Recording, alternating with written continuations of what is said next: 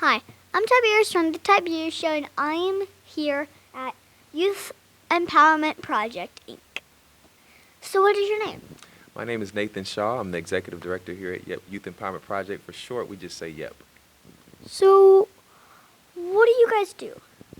We have a couple of different things that we do to impact students. We have an after-school program that happens every day, Monday through Friday. We have an in-school program at a local charter school, and we're actually in the middle right now of a summer camp that was for 8 weeks. So we focus on empowering young people by showing them different type of careers they can do, different projects they can work on. We go on field trips. We have good food. And we make things like T-shirts and hats and videos and music and all of those type of things. So, sometimes we make videos. Okay. Like for the Tiberius Show, we make videos for the Tiberius Show. So, it's like the same thing that we're doing with you guys for the video. But we don't make the T-shirts yet. I'm about to get my own bowling shoe. Oh, wow. And I'm about to make the Tiberius Show shirts. Wow. Which is gonna be cool. Wow. So, and how do you help the kids? Well, we help the kids because, of course, school is important. It's really, really important. But sometimes school can be a little bit boring. And so we try to make it fun. We want them to learn about different activities they can do, but in a really fun way. So we do like comedy skits. We had investigation trailers. We did a horror film. We've done, field trips to Universal, Disney. We've gone to FIA, which is a really great place, a video game school. So we try to make things really, really fun, but also have the kids learn as well. Plus, we help them with their, family issues that they may have, connecting to different resources, and really just help the community. Wow. So, how does it feel to help the kids? Well, Tiberius, I think that's a part of my purpose and mission. I feel like everyone should have a personal mission statement. I see yours is lion, and I love that. Mine is to help youth and young adults identify, activate, and walk in purpose. And so I want young people to find out what they're great at and walk in it full force. So it really helps me fulfill my purpose when I'm helping young people.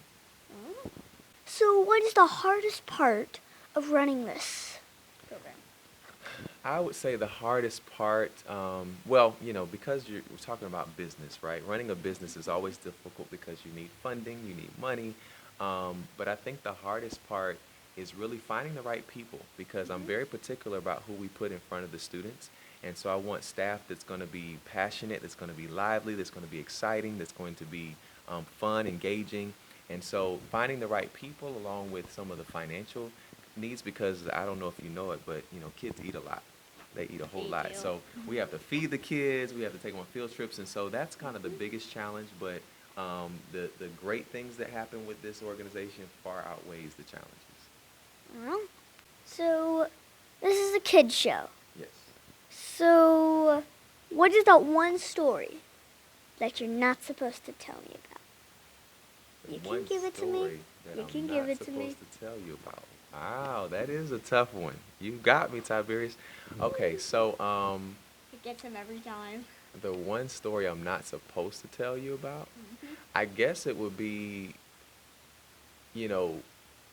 doing this organization, again, like I said, comes with a lot of challenges, and there's times where I've had to make decisions on personal life goals and this organization. And so there is a lot of sacrifice that comes with running an organization like this.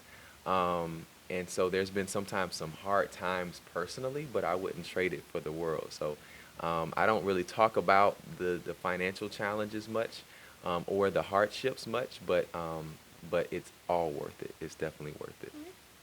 The other thing I probably shouldn't tell you is that I eat too much cake. I love cake. First, red velvet cake. That's really good. So, what was your biggest mistake, and how did it change you as a person? My biggest mistake. I think my biggest mistake, honestly, was not listening to advice when I was given it. I think when I was first starting this organization, I wasn't quite as young as you. I was a little older than you were, but I was much older than you. But I think that sometimes you get so excited about something and you want to do it your way, and if you don't listen to people who have a little bit more wisdom than you do, or more life experience, sometimes it may make you go take a longer route to get where you want to go. And so I think what I learned from that is that I always listen to those who have greater experience than I do, and even those that don't. I just like listening to people. I try to do a lot less talking and a lot more listening. I think there's a reason why we have one mouth and two ears, and so that we can do more listening than talking. And so I think I learned that you have to listen to people, you have to take people's advice and opinions, and then make sure you can do well in the future. Wow. So what is your greatest success story? My greatest, I'm gonna tell you. Okay, I'm gonna tell you. So, I was. This was about 2016. We started YEP Youth Empowerment Project, by the way, in 2011. We were just doing things in different organizations in different places, but this was the first time we were actually gonna rent a building and do an event. And we had about 75 kids coming. That was big for us back then. And I had to put a deposit down. Well, my team, we didn't know how we were going to pay for the rest of the deposit because we really didn't have enough money to do it. But what happened was we were having a competition for kids your age and a little bit older than your age. We actually brought somebody from FIA, Florida Interactive Entertainment Arts, the video game school. They came and talked to the kids about how to create video games, and the kids did projects. But I'm there that day, and I didn't know how I was going to pay the rest of the fee. And so I just believed, I have a strong faith, and so I just believed that it was going to take place, it was going to happen. And we went forth with the event. And midway through the event, the owner of the building saw what we were doing, and she said, "You know what? You're doing such a great work. You don't owe me anything.